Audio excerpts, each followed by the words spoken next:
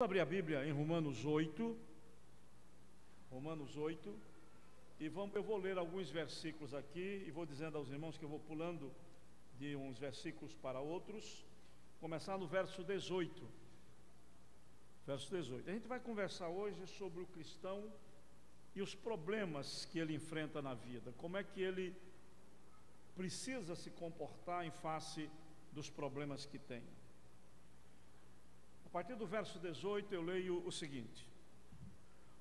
A partir do verso 18: Pois tenho para mim que as aflições do tempo presente não se podem comparar com a glória que em nós há de ser revelada. Porque a criação, toda a criação, aguarda com ardente expectativa a revelação dos filhos de Deus. Porquanto a criação ficou sujeita à vaidade, não por sua vontade, mas por causa daquele que a sujeitou. Ela vive na esperança de que também a primeira criação há de ser liberta do cativeiro da corrupção para a liberdade da glória dos filhos de Deus. Porque sabemos que toda a criação conjuntamente geme e está com dores de parto até agora.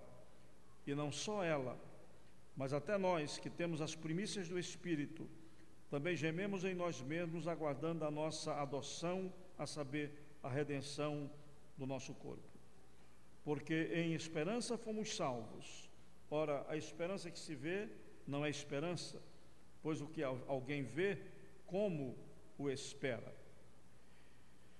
Do mesmo modo, também o Espírito nos ajuda na nossa fraqueza, porque nós não sabemos o que havemos de pedir muitas vezes como realmente convém, mas o mesmo Espírito intercede por nós com gemidos inexprimíveis. E aquele que esquadrinha os corações sabe qual é a intenção do Espírito, que ele, segundo a vontade de Deus, intercede pelos santos. E sabemos, irmãos, que todas as coisas haverão de contribuir para o bem daqueles que amam a Deus, daqueles que são chamados e procuram viver segundo o seu propósito. E a partir do verso 31. E o que é que nós diremos à vista dessas coisas? Se Deus é por nós, quem será contra nós? Aquele que nem mesmo a seu próprio Filho poupou, antes o entregou por todos nós, como não nos dará também com ele todas as coisas? Quem é que intentará acusação contra os escolhidos de Deus? É Deus quem os justifica. E quem os condenará? Cristo é quem morreu, ou antes quem ressurgiu dentre os mortos, o qual está à direita de Deus e também intercede por nós. E quem nos separará do amor de Cristo? Será a tribulação, ou a angústia, ou a perseguição, ou a fome, ou a nudez, ou o perigo, ou a espada? É como está escrito: por amor de ti somos entregues à morte o dia todo, fomos considerados como ovelhas para o matadouro. Mas em todas estas coisas somos mais que vencedores por aquele que nos amou. Porque estou certo de que nem a morte, nem a vida, nem os anjos, nem os principados, nem as coisas do presente, nem futuras, nem potestades, nem a altura, nem a profundidade, ou qualquer outra criatura, poderá nos separar do amor de Deus que está em Cristo Jesus, o nosso Senhor. Meus irmãos, é interessante ver um homem da estatura espiritual do apóstolo Paulo falando sobre a vida e falando aos cristãos e dizendo aos cristãos, porque é isso que ele está dizendo lá no início logo desse texto que nós lemos no versículo 18: pois tenho para mim que as aflições deste tempo não se pode comparar com a glória que em nós há de ser revelada. É claro que ele está falando da pós-vida, de quando estivermos vivendo aí plenamente na presença de Deus dos céus. Mas ele se refere à terra, à vida na terra, e ele diz que aqui na terra nós experimentamos muitas aflições. Nós somos humanos e somos finitos e limitados, e na nossa finitude e limitação enfrentamos problemas, passamos por dificuldades, vivemos momentos de aflição, até mesmo de angústia, e a gente de ansiedade, não é? Coisas assim. E a gente precisa se lembrar do que a palavra de Deus nos diz. A gente não pode, a exemplo do que fazem alguns crentes de outras igrejas aí, dizer que se vier para a igreja, fazer parte da igreja, não desta igreja, de qualquer igreja, a pessoa deixa de sofrer. Não deixa. A vida tem seus momentos de sofrimento, tem seus momentos de alegria, de prazer, de festa, de celebração. Agora, aquele que vive em Jesus Cristo, ele experimenta uma vida em que os problemas passam e eles não nos abalam, porque primeiro a gente os enfrenta, segundo, com Jesus a gente os vence, e em terceiro lugar, a gente sabe que outros virão e da mesma maneira nós os enfrentaremos. Uma grande dificuldade que as pessoas têm é de enfrentar problemas. De modo geral, a facilidade grande é de correr dos problemas. Tem gente que quando tem uma dificuldade na vida, acham que resolvem fazendo de conta que ela não existe. Então, eu vou vivendo e a dificuldade vai continuando. Mas olhem, por exemplo, vamos pensar que a gente tenha uma doença. A gente começou a sentir um incômodo no intestino, umas dores de vez em quando, e a gente diz, isso há de passar, isso não é problema. E também eu não quero enfrentar isso, não quero ir ao médico, porque quem procura acha, eu vou chegar lá e o médico vai dizer, você está com esse problema ou com aquele outro. E o problema vai só crescendo. Aí ele chega ao médico, o médico diz, olha, eu preciso que você faça uma endoscopia, ou eu preciso que você faça um exame tal. E feito o exame tal, até pelos sintomas, o médico diz assim, olha, eu acho que você está no mínimo com uma úlcera, duodenal, por exemplo. Aí a pessoa já fica mais preocupada, não é? Ele não enfrentou o problema que ele tinha, a dificuldade que ele tinha. E a dificuldade foi crescendo. Quando a gente tem na vida um problema, meus irmãos, e a gente não enfrenta, a tendência é que o problema somente cresça. Seja um problema de saúde, seja um problema financeiro, seja um problema de relacionamento. Muitos casamentos se acabam porque surgiu um primeiro problema, aí a mulher diz, não vou falar não. Ele vai se aborrecer, vai ser pior, aí deixa ali. Aquilo ali funciona como um tijolinho que começa com aquele tijolo a construção de um muro. Aí vem outros, também não vou falar não, que vai aborrecê-lo, e o muro vai crescendo, daqui a pouco está um falando de um lado do muro e o outro do outro lado do muro. E muitos casamentos se acabam por causa disso, porque as pessoas têm problemas de relacionamento, os casais, mas nenhum dos cônjuges chama o outro para conversar. Conversar não é brigar. Discutir o problema, discutir não é brigar. Discutir é cada um colocar o seu posicionamento sobre aquele problema. Muitas pessoas fazem assim e vão deixando os problemas se avolumarem e terminarem destruindo o relacionamento ou, no caso de uma enfermidade, destruindo uma vida. Os médicos hoje dizem, por exemplo, que só morre de câncer de próstata quem quer. Só morre de câncer de próstata quem quer. Porque se fizer um exame de 2 anos, não precisa mais do que isso, mas se tiver já mais envelhecido e tiver algum problema, fez um exame, o PSA deu um pouquinho mais alto, de ano em ano, essa pessoa não vai morrer de câncer de próstata. Se a próstata começar a crescer, não é? Logo o médico vai tomar uma providência e essa pessoa não vai morrer de câncer de próstata. Mas tem gente que tem medo de enfrentar a realidade, está se sentindo mal, às vezes já está até mesmo urinando sangue, mas não procura um médico, tem medo que o médico diz, é um câncer de próstata, porque acham que o câncer é sempre fatal. O câncer é uma doença de difícil superação, mas não é uma doença que seja um atestado de morte, não é um atestado de óbito. Eu conheço muita gente que cansou o câncer, e o câncer foi embora da vida dela. Eu conheço muita gente que foi dada como morta e hoje está viva. Por exemplo, quando eu estava por assumir a Igreja Batista do Meia, era pastor ali antes de mim o pastor Cornélio Dorta Bernardes. Muita gente aqui o conheceu. A esposa dele, dona Ilka, não é Gilca, é Ilka. Pois bem, a esposa do pastor Cornélio teve um câncer de pulmão. Naquela ocasião, o câncer de pulmão era praticamente fatal. Os cânceres eram fatais, 40 anos atrás eram mais fatais, os tratamentos eram incipientes, né? Agora que se começavam os tratamentos de cânceres. Ela extraiu um dos pulmões. Pois bem, o pastor Cornélio vivia a todo vapor, saudável, e a vida foi continuando para ambos. Pastor Cornélio, uns 35 anos depois, faleceu. A dona Ilka ficou para contar a história. Ou seja, mesmo um câncer de pulmão, facilmente um passa para o outro pulmão, ela venceu e foi adiante.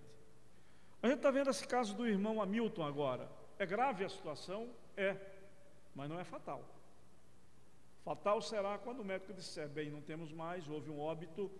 Aí é a única dificuldade humana que não pode ser vencida. Todas as outras podem ser vencidas. Eu contraí uma grande dívida. Eu não preciso me suicidar por isso.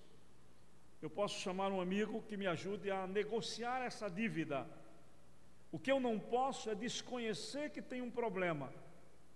Problemas, aliás, eu não gosto nem de pensar na vida como sendo constituída de problemas. Eu gosto de pensar na vida como sendo constituída de possibilidades, de oportunidades, de a gente encontrar solução para algumas dificuldades que a gente enfrenta. Sempre tem solução, a não ser a morte. A morte não tem solução, não. Essa não tem solução. Mas nunca a solução de problemas na vida é a fuga dele, é desconhecê-lo, é jogar para baixo do tapete e fazer de conta que ele não existe. A única forma de enfrentar um problema de vencer um problema é enfrentando-o. Primeiro, tendo consciência dele. Olha, se a gente parar um pouquinho para se examinar, a gente vai tomando muito mais o senso de autoconsciência, a gente vai conhecendo como é que a gente é, a gente vai conhecendo o nosso corpo, a gente vai conhecendo a nossa mente. É muito comum quando a gente vai envelhecendo, a gente se esquecer de algumas coisas muito mais facilmente do que quando era jovem, não é? Mas se a gente se lembrar bem, quando a gente era jovem também esquecia das coisas. Mas a gente vai envelhecendo, vai esquecendo mais. Quando eu começo a sentir que estou esquecendo mais do que eu deveria, eu preciso enfrentar essa dificuldade. Hoje existem problemas, remédios para ativar as sinapses do cérebro, a atividade cerebral, para que você possa funcionar melhor cerebralmente até a sua morte. Até a sua morte, que a gente espera sempre que venha muitos anos à frente. Então, a primeira coisa, se a gente acha que tem uma dificuldade, é a gente olhar para ela e identificá-la claramente. Qual é essa dificuldade? Ora, se o próprio apóstolo Paulo disse que no mundo a gente vai ter problemas e aflições, então a gente sabe que vai tê-los. Surgiu uma dificuldade, qual é a dificuldade? Vamos enfrentá-la. Qual é a dificuldade? É um problema de relacionamento com o meu marido.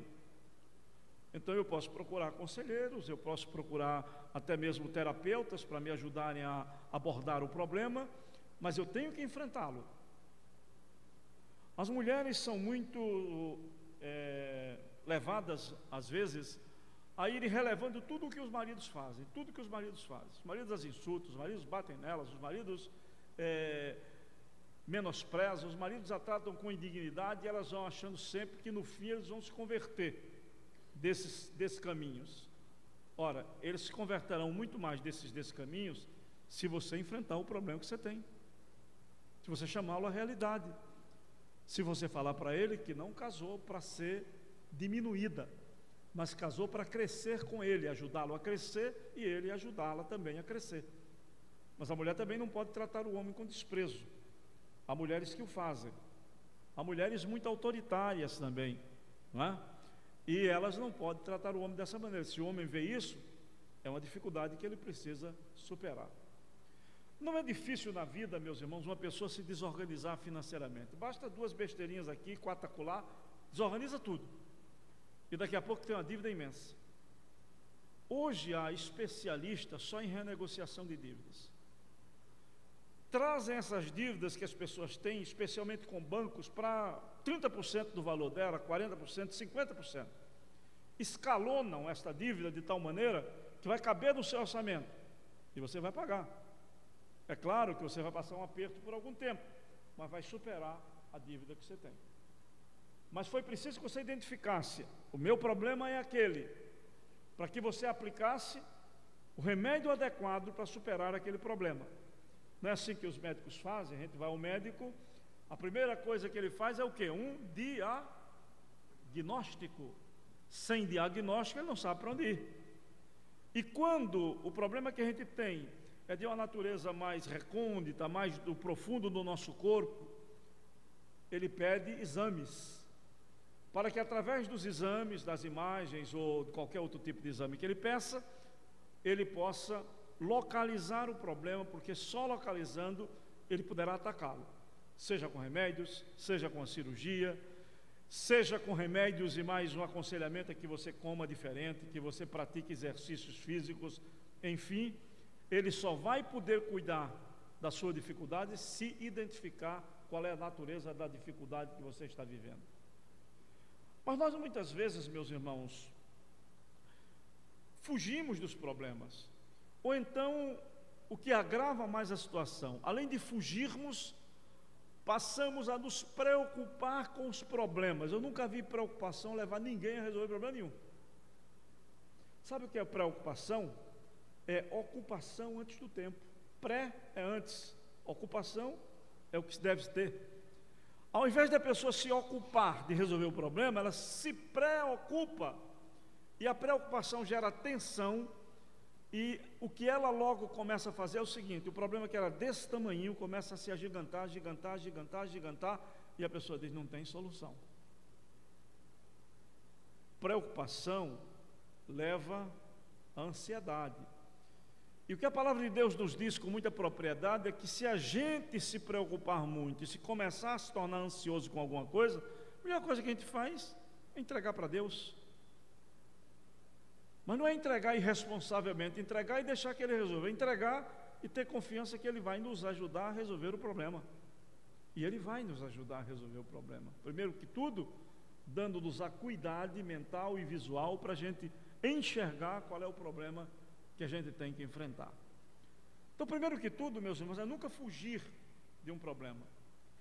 Depois é procurar identificá-lo com muita clareza, para a gente conhecer a natureza do problema e a dimensão do problema. Olha, eu sei que tenho dívidas, mas minhas dívidas são 5 mil reais. Então eu tenho um probleminhazinhozinho. Não, mas minhas dívidas são 50 mil reais, agora eu tenho um problema. Mas minhas dívidas são 500 mil reais, agora eu tenho um problemão. Mas são solucionáveis todos esses problemas. Ah, mas eu ganho só 5 mil, como é que eu vou pagar 500 mil? Sempre vai surgir uma oportunidade de você resolver o seu problema. Sempre vai surgir. O que você não pode fazer é se desesperar diante do problema, nem fugir do problema. Por outro lado, a gente precisa pensar nos recursos que a gente tem para resolver os problemas. Ora, se o meu problema é de natureza física, é de enfermidade, qual é o recurso que eu tenho? Procurar um médico. O médico vai colocar outros recursos, são remédios, exames, e talvez coloque um outro recurso, uma cirurgia. Eu vou me submeter à cirurgia com toda a tranquilidade. Há pessoas que têm um problema, sabem que se ficarem com um problema, eles vão só se agravar, mas se recusam a fazer o que tem que ser feito. Se recusam. Ou então fazem de uma forma tão desagradável para elas, que ao invés de resolverem, complicam mais o problema delas. A gente precisa, na realidade, sempre que a gente tenha um problema diante da gente, seja pequeno, seja grande, seja gigante, a gente precisa de muita tranquilidade para resolvê-lo. Sem tranquilidade a gente não resolve o problema. Quanto mais preocupados ficarmos, menos possibilidade teremos de resolver o problema. Agora, quanto mais nos ocuparmos, sem pré-ocupação, quanto mais nos preocuparmos dele com inteligência, com sabedoria e permanentemente para vencê-lo, mais a gente vai encontrar soluções. A gente pensa em recursos, há recursos médicos, há recursos financeiros, quando o problema é financeiro, há recursos de natureza de mobilidade urbana, quando o nosso problema é o carro que quebrou. Ora, tem ônibus, tem metrô, tem o VLT, quem mora para aquela região, ou que chega pela rodoviária, ou que vai para o Santos Dumont. Tem várias formas. Tem um amigo que pode me dar uma carona, não é? Eu não preciso me aborrecer tanto porque meu carro quebrou. Tem solução. Pode ser que eu seja tão vaidoso que não aceite pedir uma carona a um amigo, aí o problema é outro, é de outra natureza. Ou pode ser que eu seja tão facilmente transtornável que por causa daquilo eu perco o dia. Quem perde um dia por um problema não sabe viver a vida. Ah, mas eu soube que minha filha está bastante doente. Não perca o seu dia, ganhe o seu dia ficando ao lado de sua filha, cuidando dela e procurando a solução de que ela carece para superar o problema dela. Mas você ouve que uma pessoa amiga sua, filha sua, seu pai, sua mãe, está com um grave problema, você se desarvora, você perde toda a condição de ajudá-lo ou de ajudá-la. Então é preciso ter tranquilidade. Agora, quando a gente é cristão, a gente tem recursos espirituais para enfrentar os problemas. A gente sabe, por exemplo, que a gente deve viver numa perspectiva de vida que a gente olha o seguinte: todas as coisas poderão contribuir para o bem daqueles que amam a Deus e que procuram viver segundo o seu propósito. Todas as coisas. A gente às vezes leva uma topada e arranca uma unha, e a gente fica perdido aquele dia, não é? E a gente não sabe se a gente não tivesse levado aquela topada, a gente não poderia ser atropelado por um carro na próxima esquina, porque ia passar um carro ali e acidentalmente poderia nos atingir, ou outro problema qualquer que poderia acontecer.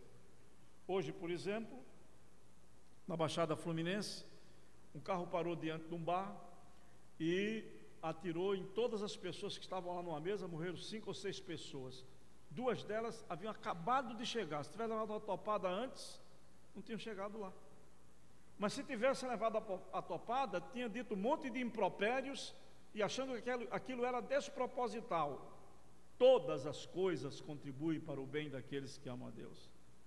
Nós estamos passando por uma dificuldade muito grande.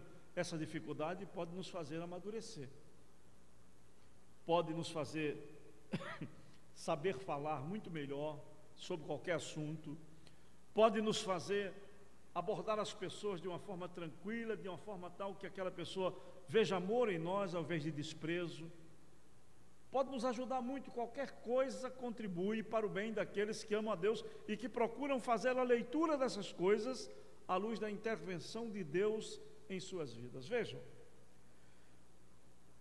o homem mais puro que existiu na face da terra, Jesus, ele vai para o Getsemane em agonia. Ele não queria morrer na cruz enquanto ser humano. A gente tem que entender que tem uma dimensão humana na vida de Jesus. Ele se fez homem para viver a nossa vida, sofrer por nós e morrer por nós. Aí ele vai e morre na cruz. Aquilo poderia ser o fim de tudo, mas não foi o fim de tudo. Quando ele ressurge, são derrotados o pecado, são derrotados a morte, e até a sua morte contribui para o bem daqueles que amam a Deus, e para ele mesmo, Jesus, estar na cruz realizado de que toda a vontade de Deus se cumpriu em sua vida. Problemas, irmãos, eu nem nenhum pastor do mundo, à luz da palavra de Deus, pode dizer: você não vai mais enfrentar, você não vai mais ter problemas, né? Agora, os recursos de Deus para a gente superar esses problemas estão todos aí. E esses recursos são as palavras maravilhosas que Ele nos fala. Ele diz assim: eu nunca te deixarei, eu nunca jamais te abandonarei. Ele diz: eu sou o teu refúgio, a tua fortaleza. Se você está precisando só se esconder do mal, achegue-se a mim. Se você está precisando ganhar forças para enfrentar o mal, achegue-se a mim, porque eu sou também a sua fortaleza. É assim que Jesus opera na vida da gente, que Deus opera. Eu sei que nada nem ninguém nesse mundo poderá me separar do amor de Deus que está em Cristo Jesus, o nosso Senhor. Então eu posso marchar de cabeça erguida, confiante de que Deus está comigo e eu vou superar os problemas. Não significa que eu não vou morrer. Por exemplo, eu estou me preparando para morrer com 217 anos. A minha última partida de futebol será aos 212 anos. Vou me despedir, se possível, com a festa no Maracanã. O dia do meu aniversário de 217 anos, vai ser um programa legal, vou convidar os amigos, espero que vocês vivam tanto também, alguns de vocês vão ser chamados. Aí irão para minha casa e vai ser uma feijoada. Olha só, gosto muito de feijoada, já que aquele dia vai ser o último que eu vou viver, não tem que me preocupar com nada do que a feijoada possa me causar, vou comer feijoada, não é?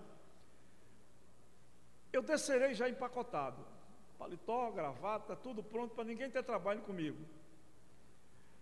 Eu brinquei muito com a Miriam quando estávamos comprando a última cama, depois que ajeitamos um apartamento para morar, e compramos uma cama, e aquela cama tem 2 boxezinhos embaixo, né?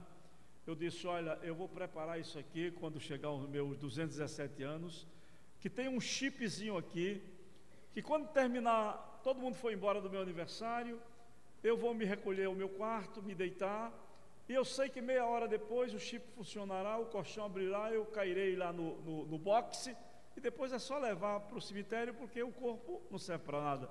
O espírito já partiu, está com Deus e está incomparavelmente melhor. Meus irmãos, o maior inimigo que a gente tem é a morte. E a gente devia, na realidade, sabendo que Jesus venceu a morte, que a ressurreição é o dia em que a morte morreu, é isso que significa a ressurreição, a gente devia relevar. Pensar em morte não, meus irmãos. Para que perder tempo pensando na morte se a vida é tão maravilhosa? Então eu não devo arranjar problema que eu não preciso ter. Tem gente que vive com medo, né? Eu não vou sair não, pode ter uma bala perdida. Qual é o problema? Eu vivo com Deus, eu quero viver 217 anos, mas se o Senhor chegar e disser assim, olha, eu vou tirar 50 deles e levar você logo para o céu, não é vantagem ou não é? É vantagem, só vantagem. O apóstolo Paulo diz, estar com Cristo é incomparavelmente melhor. Eu troco muitos desses anos para estar logo com Deus. A morte não deve nos perturbar em nenhuma circunstância. Mesmo que o médico diz, você está com câncer, pode ser que a gente canse o câncer, né? Ele vai embora. Eu conheci um homem que foi atestado com câncer, e eu me lembro que eu o vi mais por uns 25 anos, sempre bem, sempre saindo para conversar com os amigos, sempre gozando a vida e sempre alegre, que por trás eu diria, deve ser feliz também, está alegre assim, deve ser um homem feliz, a alegria faz parte da felicidade. Para que a gente, meus irmãos, ficar ruminando problemas? A gente precisa, especialmente como cristãos, a gente precisa, primeiro, não criar problemas, nem para os outros, nem para nós. Não criar problemas. Você não cria problema financeiro se você não gastar mais do que ganha. Não cria. Você não cria problemas de saúde se você se alimentar decentemente, não é? Se você praticar alguma atividade física, se você não deixar uma gordura, especialmente se for mórbida essa gordura tomar conta de você, você se respirar devidamente, se dormir bem. Dormir é muito importante. Tem gente que se gloria de dormir só 3 horas, 4 horas. Você está preparando a morte mais cedo para você. Dormir renova as suas forças. O que é que os médicos dizem das crianças quando elas dormem, né? Eles dizem que dormir é saúde. Está dormindo porque está bem. Você precisa dormir bem. Agora, se você faz essas coisas, você está mostrando, na realidade, que você tem amor à vida. E você não está atraindo a morte para perto de você. Você tem que se preocupar com ela. Você não tem que criar problemas para você, nem problemas para os outros. É a primeira coisa que você tem que cuidar na vida. Agora, quando eles surgirem, analise-os, enfrente-os, até a vitória. E com Deus a gente pode ter muitas vitórias sobre qualquer problema que a gente enfrente. Mesmo que seja de uma grave enfermidade. Mesmo que seja aqueles problemas quando os médicos dizem, não há mais o que fazer, só um milagre. Esse departamento de milagre é de Deus. É aí onde Deus opera. Nossos problemas são, na maior parte, problemas que a gente cria, a gente inventa, ou então que a gente faz cevando, e ele crescendo, cevando, e ele crescendo, porque a gente vai permitindo que eles nos dominem. Eles nos dominem. Meus irmãos, A gente precisa, como cristãos especialmente, se especializar em ser resolvedor de problemas. Cada um de nós deve dizer assim: meu departamento é de solução de problemas. Tem gente que cria, meu departamento é tentar resolvê-los. É isso que a gente precisa. Para isso a gente precisa cuidar de não criar problemas, mas a gente precisa cada vez procurar em Deus mais condições para a gente resolver os problemas que apareçam, que os outros criem ou que a vida coloque diante da gente. Quando a gente pensa assim, meus irmãos, a gente sabe que uma das coisas que mais acontece na vida da gente, que cria problemas para a gente, porque nos causa sempre mal, é o afastamento de Deus. E o apóstolo Paulo cita quantas coisas podem nos afastar do amor de Deus, né? Ele diz: quem nos condenará, quem nos acusará, quem nos afastará de Deus? Será a morte, será a vida, não é? Será a tribulação ou a angústia? Eu estou atribulado, então Deus não está operando. Deus sempre está operando. Às vezes a gente não vê, Ele sempre está operando. Não sei se vocês se lembram, já viram a história de um homem que uma vez estava cheio de problemas e resolveu caminhar na areia da praia. Quanto mais ele caminhava, mais ele ia pensando em Deus na vida dele. Mas num certo momento ele olhou para trás e numa parte ele viu duas pegadas. Alguém que caminhava do lado direito e alguém que caminhava do lado esquerdo, na direção de onde ele ia. Mas a partir de um determinado momento ele disse que só via uma pegada, só dois pés, o pé direito, o pé esquerdo, o pé direito e o pé esquerdo. Aí ele se volta para Deus e diz: eu sempre soube que tu não ias comigo até o fim, tu me abandonaste no meio do caminho. Aí Deus disse assim para ele, né? A história é uma invenção humana, uma criação literária. Aí Deus falou para esse homem: é que você não sabe que a partir daquele momento que você só vê um pé, é quando faltaram forças a você, eu te peguei nos meus braços. Estes pés são meus, não teus. Alguns momentos na vida da gente, quando a gente não tem mais forças para caminhar, a Deus nos põe nos seus braços e nos leva para nos ajudar a atravessar as dificuldades pelas quais a gente passa às vezes e as quais a gente enfrenta em muitos momentos da nossa vida. Uma coisa muito importante, meus irmãos, que eu quero terminar com isso, é dizer aos irmãos o seguinte: quando a gente for enfrentar uma dificuldade, a gente precisa confiar em Deus, mas não entregar toda a solução para Deus. Ele quer a nossa participação. Tem gente que entrega tanto para Deus que nem ora mais, pede que os outros oram, mas ele mesmo não ora. Eu me lembro uma história que não tem nada a ver com isso, mas que ilustra como as pessoas tratam dos seus negócios e dos seus problemas. Era um homem que queria ganhar dinheiro, e queria ganhar dinheiro jogando na loteria, ganhando da loteria. A forma mais fácil de ganhar dinheiro, e não tem nada de honesta, né? É um dinheiro ganho de jogo, de azar. E aquele homem chegou e conversou com um amigo e disse: eu não sei o que Deus faz na minha vida, eu peço tanto a Deus para ganhar na loteria, e eu peço e nunca consigo. Aí o amigo dele disse assim: mas pelo menos você joga?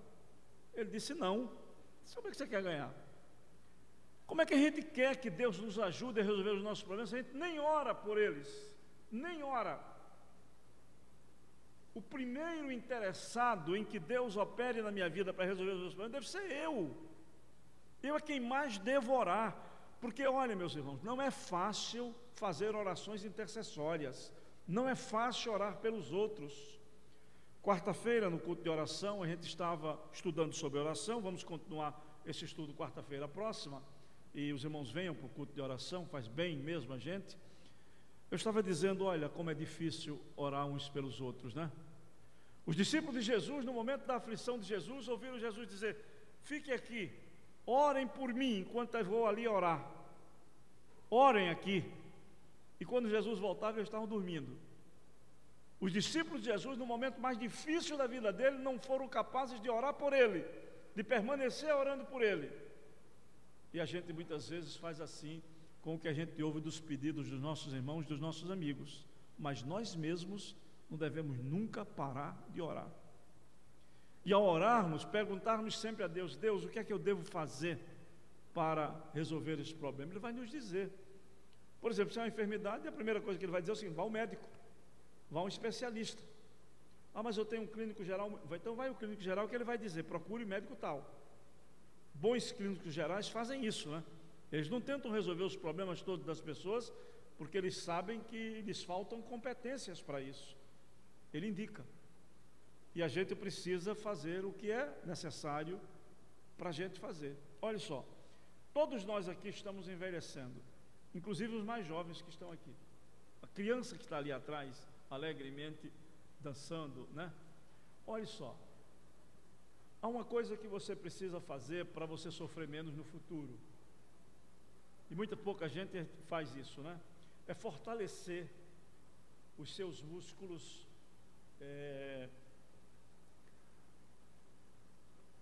das costas. Você precisa fortalecer. Se esses músculos estiverem fortalecidos, sua coluna vai sofrer muito menos. E a possibilidade de você ter problemas de coluna depois vão ser muito menores. Pouca gente faz isso. Muito pouca gente. Quando a gente vai envelhecendo, sem a gente perceber, um dia a gente vai ver que o nosso equilíbrio já não é mais o mesmo. A gente anda um pouco, de vez em quando a gente dá um passinho assim, que a gente vê que o nosso equilíbrio já não é mais o mesmo. Há uma solução fácil: se você andar com os pés mais distantes do outro, você tem mais equilíbrio. Se você estiver em pé assim, uma pessoa te empurrar daqui, você facilmente cai.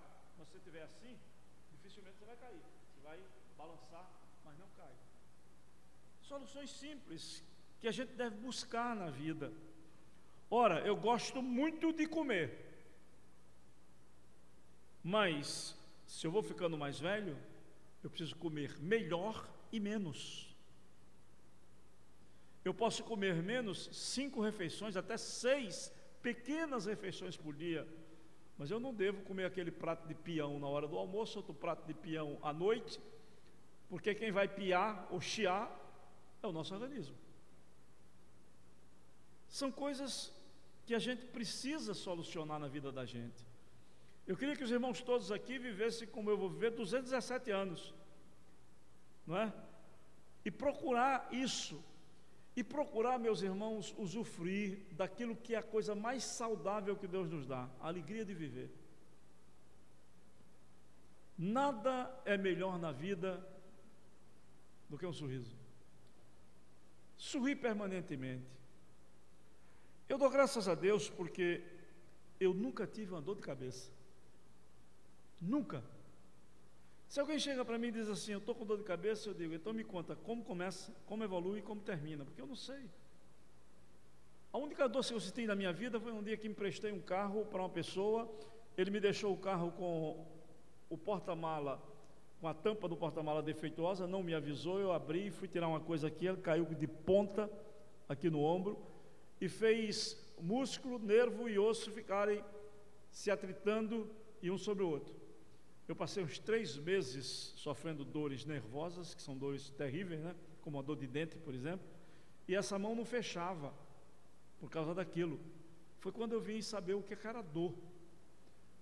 Eu fico, às vezes, não podendo ser tão empático com a Miriam nas dores que ela sofre, porque eu não sei o que é isso. Eu nunca sofri.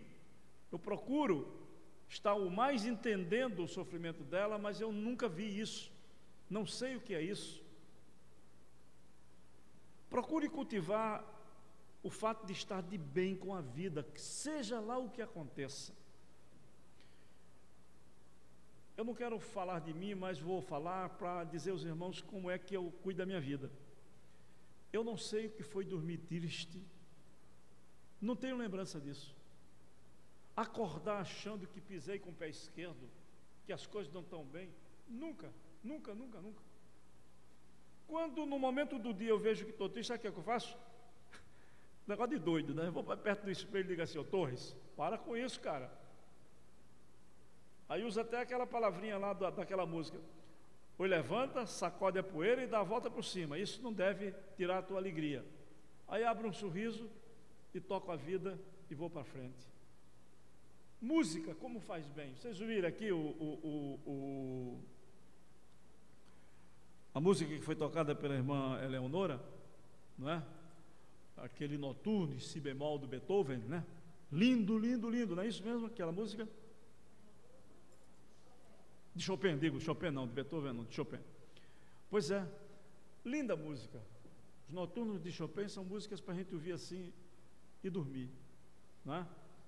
São todos tipo assim, adágios, músicas suaves, músicas que levam a gente a mergulhar na tranquilidade. Vamos fazer isso, meus irmãos, e sobretudo, vamos andar sabendo assim, olha, que Deus está conosco. Enquanto nós suportarmos, Ele vai nos acompanhando e nos levando para espaços de felicidade e de alegria. E quando nós não mais suportarmos, Ele vai nos tomar nos braços e vai continuar caminhando comigo até que nós possamos retomar a nossa caminhada. Só não deixe os problemas engolirem vocês. Só não deixe os problemas crescerem na vida de vocês. Identifiquem-nos, enfrentem-nos e vençam-nos, porque é a vitória que Jesus Cristo nos promete. Pois quem, diz o apóstolo Paulo, quem nos poderá separar do amor de Deus que está em Cristo Jesus, nosso Senhor? E ele vai dizendo, para dizer praticamente o seguinte: nada, nem ninguém nos poderá separar. Por isso, a gente deve esperar somente a vitória quando a gente anda com Deus. Que Ele nos abençoe. Amém. Vamos cantar o hino que está no